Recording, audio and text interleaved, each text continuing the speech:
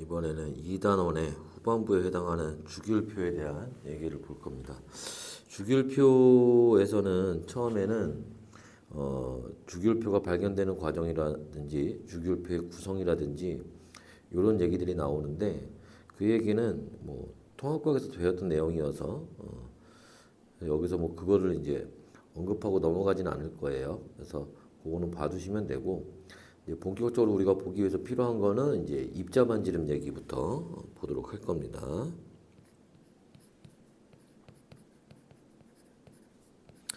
입자 반지름 얘기부터 볼 거예요.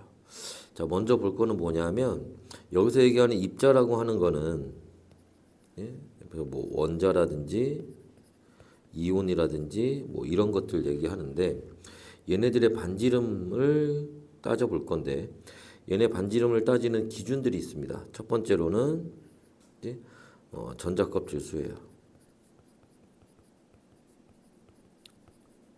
그리고 두 번째로는 유효 핵전화라고 하는 거고, 그리고 세 번째로는 전자 사이의 반발력입니다. 이때 뭐 여러분들이 뭐 쉽게 알 수 있겠지만 전자 껍질 수가 많아지면 그죠? 입자의 반지름이 어떻게 되겠어? 커지겠지? 근데 유효액 전화라고 하는 거는 이건 잘 모르겠죠. 그지? 좀 이따 다시 한번 이제 자세히 얘기하겠지만 유효액 전화라고 하는 거는 알자 인력이에요. 알자 인력. 원자 핵이 원자 핵이 플러스 전기띠였잖아. 원자 핵이 전자를 잡아당길 거란 말이야. 그럼 당연히 그 인력을 얘기하는 건데 유효액 전화가 커지면 인력이 세지니까 그죠? 그럼 반지름이 어떻게 되겠어? 오히려 작아지겠지. 전자가 더 잡아당겨지니까. 그다음에 전자 사이의 반발력은 전자들이 있는데 전자들이 반발력이 작용하면 서로 밀어내겠지. 전자들이 밀어내니까 반지름이 어떻게 되겠어? 커지겠죠. 그지? 그래서 이런 것들이 영향을 주게 되는데 자 얘네들 중에서도 어떤 순서로 요 순서로 제일 큰 영향을 주는 건 이제 전자 껍질 수가 될 거고 그 다음에 유효액 전화 그 다음에 전자 사이의 반발력입니다. 꼭 이걸 따라가는 건 아니지만 대체로 이렇게 된다는 거예요. 자 그랬을 때 자 여기 유효액 전화라는 거 잘 모르겠지. 그 얘기를 좀 봅시다.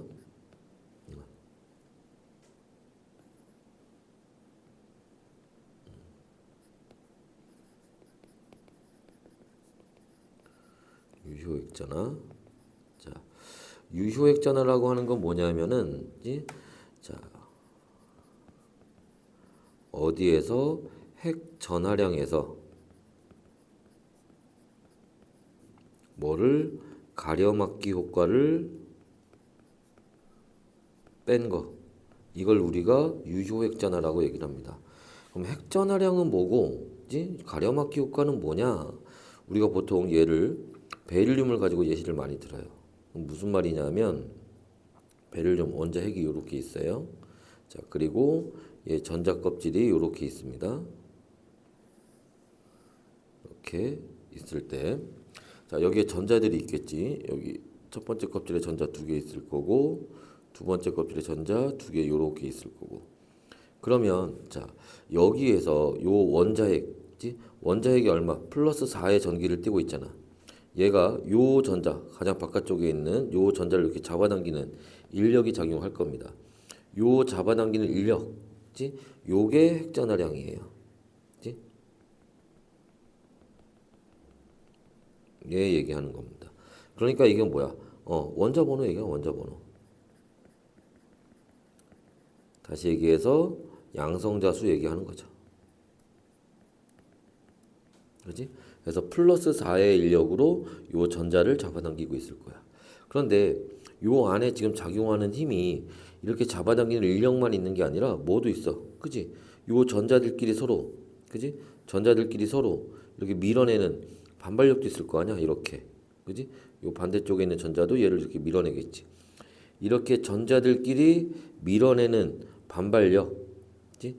요거를 우리가 뭐라고? 요거를 가려막기 효과라고 얘기를 하는 거예요. 그래서 요거는 전자 사이의 반발력을 얘기하는 겁니다.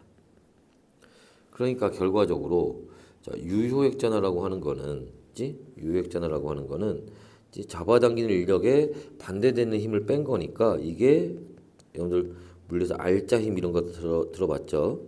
알자 인력에 해당하는 거예요. 됐나요? 자, 요런 거 얘기하는 건데 자, 이 유효액전화는 요런 또 특징을 가지고 있어요. 원자 핵이 있고 여기 전자 껍질이 이렇게 있다고 합시다.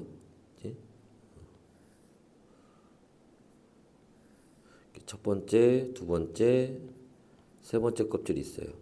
여기에 전자가 있고 여기 전자들이 이렇게 있다고 합시다. 그러면 이때 자 여기 있는 요 같은 껍질에 있는 전자가 요 전자를 밀어내는 반발력도 있을 거고 이걸 A라고 합시다. 요 안쪽에 있는 전자가 밀어내는 반발력이 있을 거고, 그지? 이 가려막기 효과죠. 요 더 안쪽에 있는 전자가 밀어내는 반발력도 있을 거예요. 이걸 C라고 합시다. 이때 이 전자 사이의 반발력은 즉 가려막기 효과는 누가 C가 제일 크고요. 그다음 B, 그다음 A 순서가 돼요. 그래서 안쪽에서 밀어내는 안쪽에 있는 전자가 밀어내는 반발력이 훨씬 더 크게 나타납니다. 그치? 그래서 이런 얘기 봐두시면 되고, 자 얘네들은 그래서 이제 어떤 특징을 가지게 되냐면 우리가 주기율표에서 봤을 때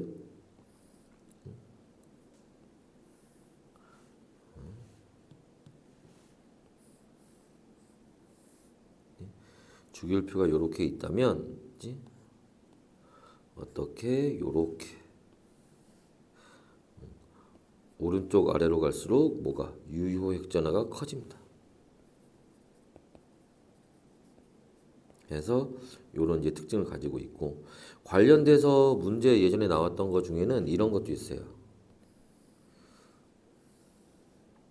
자, 요렇게 있을 때 자, 얘들아, 이 같은 주기에서는 어떻게 됐어? 이렇게 갈수록 원자 번호가 커지는 거잖아. 그지? 여기 유효액전화라고 핵전화량이라고 하는 게 그지? 요 핵전화량이라고 하는 게 뭐야?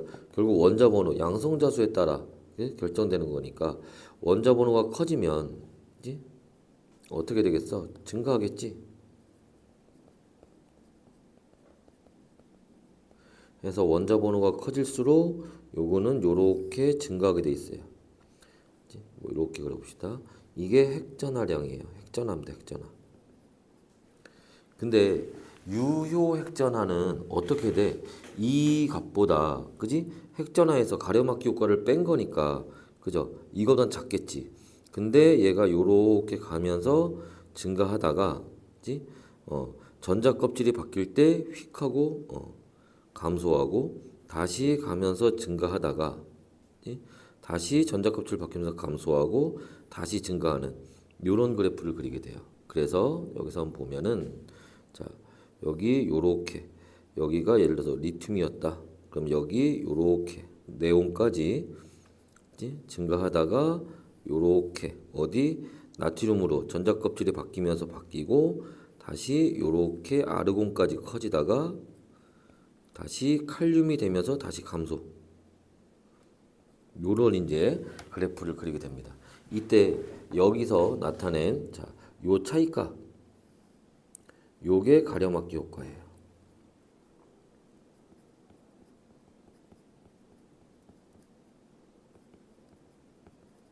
그리고 우리가 좀 전에 얘기한 대로 요게 유효 핵전화가 되는 거고. 그래서 요렇게 이제 그래프 이용하는 문제도 나오니까 요것도 참고로 잘 봐주시기 바랍니다. 자, 그래서 이제 요런 내용들이 유효 핵전화에 대한 얘기고, 그러면 요 앞에서 했던 얘기 요게 이해가 되겠지. 유효 핵전화가 클수록 반지름이 작아진다. 됐나요? 자, 두 번째. 자, 그래서 반지름, 원자 반지름 얘기를 한번 보도록 할 건데, 자, 원자 반지름은 우리가 주기율표에서 한번 다시 한번 보게 되면, 이렇게 봤을 때 주기율표에서 같은 족에서는 어떻게 되겠니? 그지? 아래로 갈수록 원자 반지름이 커질 거고 위로 갈수록 원자 반지름이 작아지겠지. 왜 그런 거야? 아래로 갈수록 전자 껍질 수가 증가하니까. 또 같은 주기에서는 어떻게 되겠니? 같은 주기에서는 우리 좀 전에 여기서 봤던 것처럼 이렇게 유효액전화가 같은 주기에서는 어떻게 돼? 원자 번호 커질수록 오른쪽으로 갈수록 커지고 있죠. 유효액전화가 커진다는 얘기는 뭐야? 반지름이 작아진다는 거지. 그래서 왼쪽으로 갈수록 크고 오른쪽으로 갈수록 작아요. 그치? 그래서 이렇게 되는 이유는 유효액전화가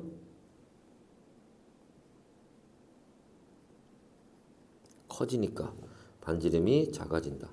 그래서 전체적으로 이렇게 왼쪽 아래로 갈수록 반지름이 커지는 거고.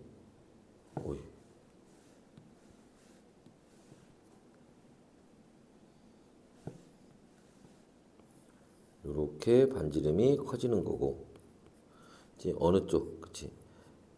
오른쪽 위로 갈수록 이렇게 반지름이 어떻게 된다? 작아진다. 그치? 라는 겁니다. 됐어요? 자, 그래서 한번 정리해 보면, 그러면 얘들아, 왼쪽 아래로 갈수록 어떻게 되겠어? 원자 핵에서 가장 바깥쪽에 전자까지, 그지? 원자 핵에서 가장 바깥쪽에 있는 전자까지의 거리가 멀어질 거고, 거리가 멀어진다는 건 뭐야? 전자를 잡아당기는 힘이 약해진다는 거지? 전자를 잡아당기는 힘이 약해질 거고. 그러면 어떻게 돼? 전자를 잘 뺏기겠지? 전자를 잘 잃어버리겠죠? 전자를 잘 잃어버립니다. 전자 잃어버리면 뭐가 돼? 양이온 되잖아. 양이온이 잘 돼요. 그리고 전자 잃어버리는 반응이 뭐야? 산화 반응이지? 산화 반응, 산화가 잘 돼요. 이게 누구의 특징이야? 그지? 금속의 특징이지. 그래서 금속성이 커진다 이렇게 얘기하는 거예요. 자, 반대로 오른쪽 위로 가면 자, 어떻게 되겠어? 자, 원자 핵에서 전자까지의 거리가 일단은 가까워지겠지. 그럼 어떻게 돼? 전자를 잡아당기는 힘이 세질 거예요. 그러면 전자를 어떻게 돼? 잘 얻겠죠, 이제. 전자 얻으면 뭐가 돼? 음이온 되잖아. 음이온이 잘 됩니다. 음이온 되는 거 뭐야? 전자 얻는 거 뭐? 환원 반응이라고 하지? 환원 반응이 잘 돼요. 이게 누구의 특징이야? 그죠? 비금속의 특징이지. 그래서 비금속성이 커진다. 이렇게 얘기하는 거예요. 단 조심할 거. 요 얘기를 할 때 누구는 그치? 18족은 제외하고 보는 겁니다. 왜? 18족은 이온이 안 되니까. 전자 잃어버리는 거랑 상관이 전자 얻는 거랑 상관이 없죠. 그치? 그래서 요렇게 보게 되고, 그래서 우리가 다시 한번 정리를 해보면 여기를 요렇게 잘라서 그지? 어느 쪽에 그지? 가운데와 왼쪽으로 금속들이 배치가 되는 거고 오른쪽으로 뭐가 비금속이 배치가 되는 거지. 조심할 건 요 왼쪽 위에 그지? 여기 누구 수소 있다는 거 얘만 조심하시면 돼요. 됐나요? 자, 그래서 요게 원자 반지름에 대한 얘기였어요. 그치? 자, 그 다음에 이제 우리가 이온 반지름 얘기를 한번 봅시다.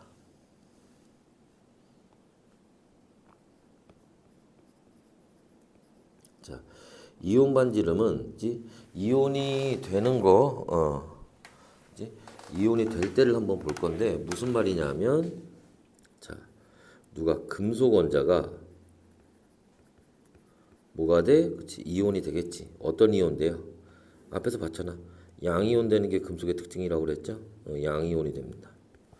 그 다음에 누가 비금속 원자가 뭐가 되는 거야? 그치? 음이온 되는 거죠. 그러면 자, 금속이 될 땐 전자를 잃어버리죠.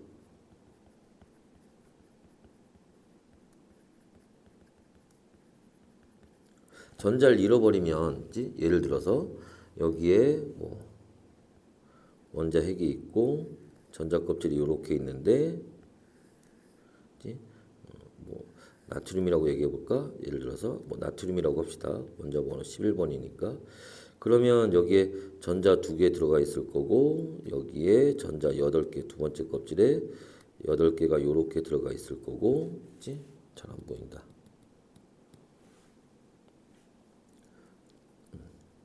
전자 2개, 전자 8개가 이렇게 있을 거고 그리고 세 번째 껍질에 전자가 하나 이렇게 있겠지. 근데 얘가 이온이 된다는 거는 요 전자가 빠져버리는 거잖아. 그지? 그럼 이제 요 세 번째 껍질은 없어지는 거지? 세 번째 껍질이 없어지면서 여기가 요렇게 없어질 거란 말이야. 그지? 그러니까 이제 가장 바깥쪽이 8개가 되는 거지. 여하튼 이렇게 전자를 잃어버리면서 뭐 했어? 전자 껍질 수가 감소했죠?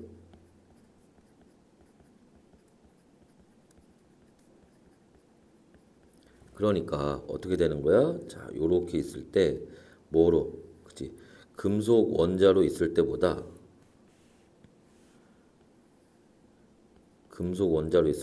뭐가 됐을 때 양이온 됐을 때 반지름이 더 작다라는 겁니다. 됐어요? 자, 반대로 비금속이 음이온 될 때는 전자를 얻는 거잖아. 자, 전자를 얻으면 어떻게 되겠어? 자, 마찬가지로 얘를 한번 산소로 한번 예를 들어볼까? 원자 번호 8번인데 원자 핵이 있고 자, 전자 껍질이 이렇게 있을 텐데 여기에 전자가 여기 첫 번째 껍질에 2개, 두 번째 껍질에 4, 5, 6 이렇게 있겠지. 근데 여기에 얘가 이온이 되려면 뭐 해야 돼? 그치? 전자가 2개 더 들어오면 되잖아. 전자 껍질 수는 변화가 없죠. 근데 전자가 2개 더 들어왔으니까 전자 사이의 반발력이 어때? 더 증가하겠지?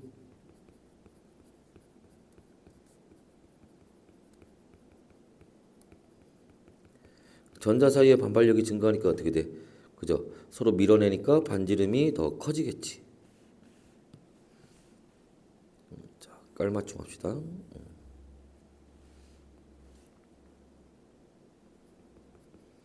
전자 사이의 반발력이 증가하겠죠. 그지? 그래서 어떻게 돼? 자, 뭐로 있을 때보다, 그지? 비금속 원자로 있을 때보다 음이온이 됐을 때 반지름이 더 커진다는 거예요. 그지? 그래서 문제에서 물어볼 때 이런 식으로 자, 원자 반지름 분의 이온 반지름이 1보다 크다. 이게 무슨 말이야? 이렇게 나오면 이거는 이온 반지름이 원자 반지름보다 크다는 얘기니까 그죠? 이온 될 때 증가하는 게 커지는 게 뭐야? 그지? 비금속이죠? 그러니까 이거는 비금속에 대한 얘기예요. 반대로 나올 수도 있겠지. 반대로 이렇게 나올 수 있어요. 자, 여기 자, 기역 반지름분의 니은 반지름이 있는데 이게 1보다 작다. 근데 얘가 금속이다. 그러면 기역은 뭐고 니은은 뭐니? 이렇게 물어볼 수 있잖아.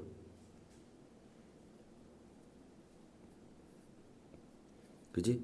그러면 금속은 이온될 때, 그지? 자, 반지름이 작아지는 거잖아. 그지? 그러니까 뭐가 돼? 니은이 이온 반지름 될 거고, 그죠? 기역이 원자 반지름 되겠지. 거꾸로 이렇게 찾는 문제가 나올 수도 있습니다. 그래서 이온 반지름은 이제 이렇게 찾는다. 됐나요? 자, 그 다음에 네 번째. 자, 이번에는 등전자 이온이라는 걸 볼 거예요. 자, 등전자 이온이라고 하는 건 뭐냐면은, 자, 등이 뭐야? 같다는 거지. 그러니까 이거는 뭐가? 전자 개수가 같은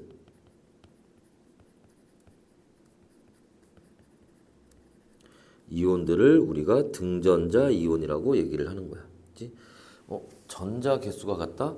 근데 문제에서 전자 개수가 같단 말이 잘 안 나와요. 그럼 이건 뭐라고? 전자 배치가 같다 라는 뜻이에요. 그래서 문제에서 전자 배치가 같은 이온이다 이렇게 나오면 그게 등전자 이온 얘기하는 거야. 혹은 전자 배치가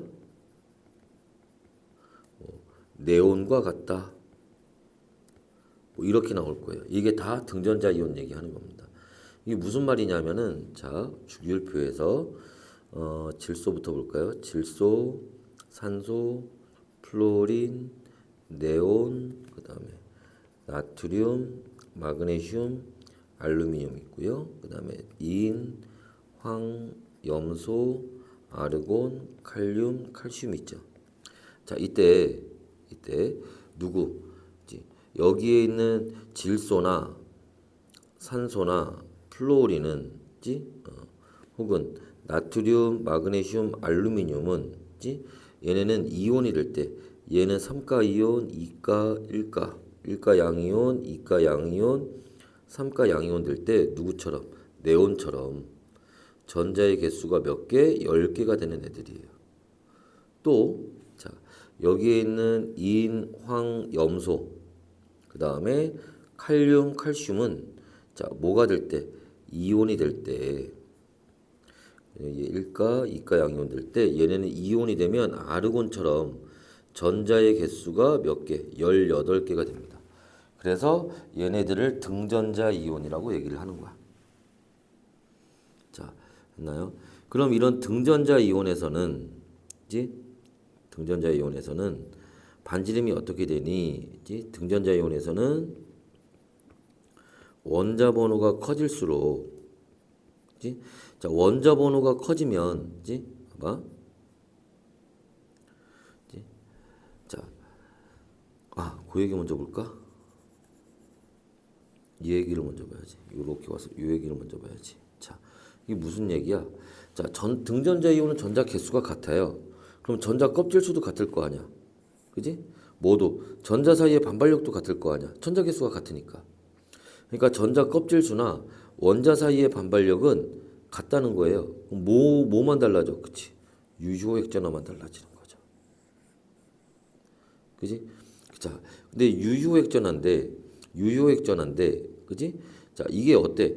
가려막기 효과는 전자 사이의 반발력인데, 이거는 전자 개수 같으니까 다 같을 거 아니야. 그럼 결국 핵전화량만 이것만 달라지는 거네? 그지? 그러니까 뭐야? 얘 가려막기 효과 같으니까 얘가 증가할수록 유핵전화도 커지겠지. 원자 번호가 커질수록 유핵전화 커져. 유핵전화 커지면 반지름 작아질 거 아니야. 그지? 그래서 다시 한번 정리해 보면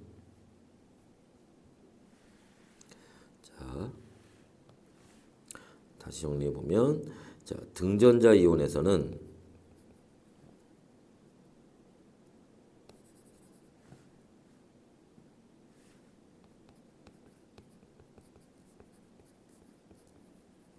뭐 할수록 원자 번호가 커질수록 유효 핵전화가 커지니까 그지?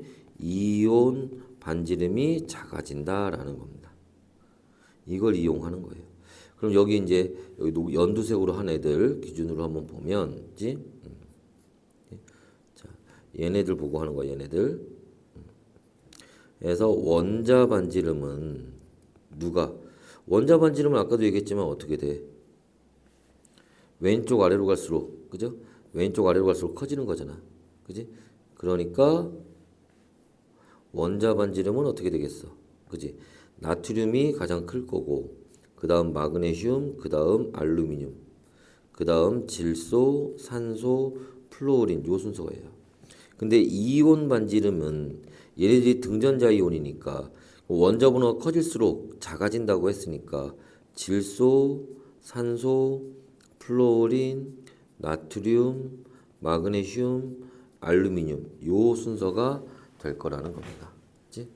알아두시고 여기서 하나 이제 우리가 추가로 받을 거는 이제 자 여기 금속들 보세요.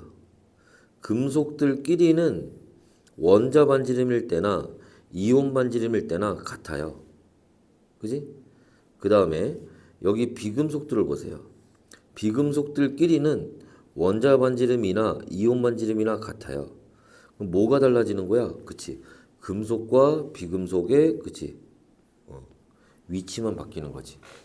그러니까 요거 그치? 원자 반지름일 때와 이온 반지름일 때는 자 금속과 비금속의 그죠? 위치가 바뀐다라는 거 요거 알아두시면 됩니다. 됐나요? 이게 등전자 이온에 대한 얘기예요.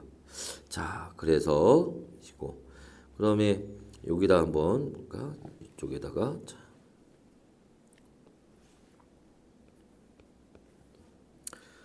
5번 자, 어떤 얘기 볼 거냐면 자, 우리가 원자 반지름의 측정이 있는데 이게 무슨 말이냐면 실제로 원자 반지름을 측정하는 거는 불가능해요. 이건 불가능한 얘기입니다. 왜냐하면 얘들아 원자 반지름이라고 하는 거는 원자 핵에서 그지 제일 바깥쪽에 전자까지 거리를 측정해야 되는데 근데 이 바깥쪽의 전자가 우리가 오비탈에서 배운 게 뭐야? 어디 있는지 모른다. 정확한 위치를 알 수 없다며. 그러니까 이걸 측정하는 거는 불가능한 거야. 그럼 어떻게 측정하니? 두 가지 방법이 있는데 그치? 공유결합 반지름이라는 게 있어요. 자, 공유결합 반지름은 말 그대로 공유결합하는 분자들 사이에 반지름을 측정을 하는 겁니다. 예를 들어서 수소다 그러면 자 요렇게 수소 원자 두 개가 그지 공유결합을 했어요. 원자 핵이 있을 거고 자 이때 어디 요 수소 원자의 원자 핵과 원자 핵 우리가 전자는 정확히 어디 있는지 모르겠지만 원자 핵의 위치는 정확히 알 수 있어요. 이 거리를 d라고 했을 때 그치? 요거를 측정 가능합니다. 그때 요 거리에 얼마 그치 절반을 취하면 이게 수소의 반지름이 되는 거야. 됐어요? 자, 근데 이렇게 하면 아니 선생님 여기 겹치는 데 있잖아요. 이거 겹쳐서 이거 정확하지 않잖아요. 아, 그렇지. 근데 어쩔 수 없어. 이렇게라도 측정해야 돼요. 애초에 정확한 측정은 불가능한 거기 때문에 이렇게라도 측정을 합니다. 이걸 우리가 공유결합 반지름이라고 얘기를 해요.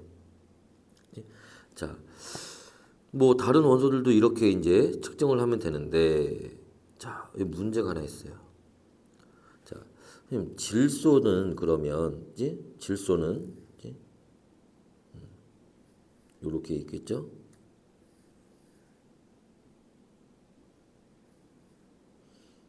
이렇게 원자 핵이 있을 거고 전자 이렇게 있을 거고 그지 여기 전자들이 이렇게 있을 거고 그죠 얘는 여기에 공유 전자쌍이 세 쌍이 들어가잖아 그지 그래서 얘도 마찬가지로 이런 방법을 이용해서 여기 요렇게 거리 D 측정해서 그 다음에 여기 요렇게 절반 나눠 가지고 이게 질소의 반지름 되냐 이렇게 하면 되나요? 아니에요. 이게 괜히 하는 게 아니겠지.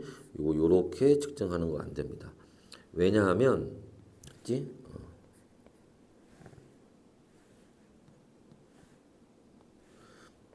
이 공유결합 반지름 측정할 때는 언제?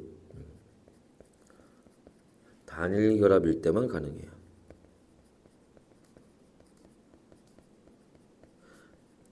단일 결합에서만 적용하는 겁니다. 아니 그러면 질소의 반지름은 어떻게 측정하나요? 질소의 반지름은 암모니아 있잖아. 그럼 가운데 질소 있고, 그지? 주변에 수소가 이렇게 공유결합하고 있겠죠. 그지? 수소가 공유결합하고 있을 거야. 그럼 이때 어디를? 여기 거리 D를 이렇게 측정을 해서 그 중에 어디 요만큼이 요게 수소의 반지름일 거 아니야. 그럼 나머지 그치 여기에서 여기까지 이게 뭐가 질소의 반지름 되겠지. 수소의 반지름 빼면 되잖아. 수소 반지름 어떻게 알아? 여기서 구했잖아. 이걸 적용하면 되겠지. 그죠? 요거 여기다 집어넣어서 이제 풀면 되겠죠. 그래서 이렇게 여기 왜 암모니아에서는 여기 단일 결합만 하고 있거든. 이렇게 측정을 하는 겁니다. 그치? 자, 그럼 근데 모든 분자들이 공유 결합을 하는 건 아니잖아요. 그치? 공유 결합을 할 수 없는 애들은 이제 반데르발스 반지름이라고 하는 걸 통해서 우리가 측정을 하게 됩니다. 보통 이거는 금속일 때. 그러면 얘는 어떻게 온도를 낮춰요. 그럼 뭐가 되겠어? 고체가 되겠지. 고체가 되면 얘네들이 어떻게 돼?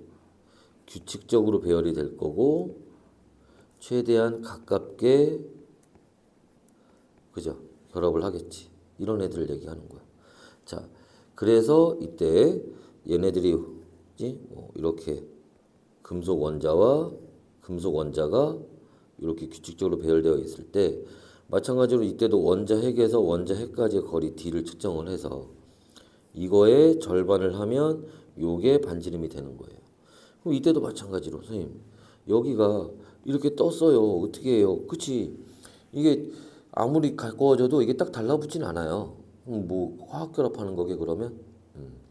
있지? 그래서 이거 뭐 어쩔 수 없지. 애초에 정확한 측정이 불가능한 거니까. 그래서 요렇게 측정을 합니다. 그런데 뭐는 18족 원소들은 요런 방법이 아니라 다른 방법을 이용을 해서 측정을 합니다. 그래서 우리 완자에도 보면 이 원자 반지름의 주기성을 얘기할 때 규칙성을 얘기할 때 18족은 보통 제외하고 보는 경우가 많아요. 그치? 그래서 이런 얘기를 알아두시면 되고. 자, 그래서 이제 여섯 번째로 그치? 자, 예시를 한번 들어봅시다. 그치? 자, 무슨 예시? 예를 들어서 자, 나트륨 이온, 산소 산화이온, 그 다음에 자, 나트륨하고 염소. 네 번째, 자, 플로린하고 염소. 그 다음에 산화이온하고 나트륨이온. 그치? 자, 이런 애들의 반지름을 비교하시오. 뭐 이렇게 문제 나올 때가 있단 말이야. 한번 봅시다. 일단 나트륨과 나트륨 이온에서는 누가 반지름이 더 크니? 나트륨이 더 커요. 그치? 자, 왜 그런 거야? 원자에서 이온될 때, 그치? 원자에서 이온될 때 뭐 하니까 전자 껍질 수가 감소하지? 그러니까 나트륨 이온이 얘 기준으로 봅시다. 나트륨 이온이 전자 껍질 수가 더 적어요. 그러니까 반지름이 작아지는 겁니다. 산소와 산화이온에서는 이렇게 되죠. 산화이온이 반지름이 더 큽니다. 왜? 전자가 더 들어오니까 뭐가? 그치? 전자 사이에 반발력이 더 커지죠. 그러니까 반지름이 더 큰 거예요. 나트륨과 염소는 어때요? 같은 3주기에 있는 애들이죠. 그러니까 누가? 나트륨이 더 크죠. 그치? 자, 염소가 더 작아요. 왜 염소가 더 작니? 그치?